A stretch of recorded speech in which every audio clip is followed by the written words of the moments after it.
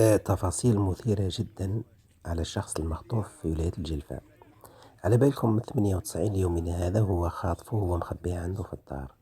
يعني كيفاش قدر، يعني كيفاش ما تعبش منه. لو كان يعني واحد يخبي واحد عنده سمانة برك يتعب كيفاش يجيب له الماكلة، كيفاش يجيب له الشراب. يعني من 98 اليوم من هذا هو مخبيه عنده واختطاف ومخبيه عنده في الدار. شوفوا الشهود عيان واش قالوا على هذه القضية. نخلوكم مع الفيديو وما تنساوش الاشتراك في القناة.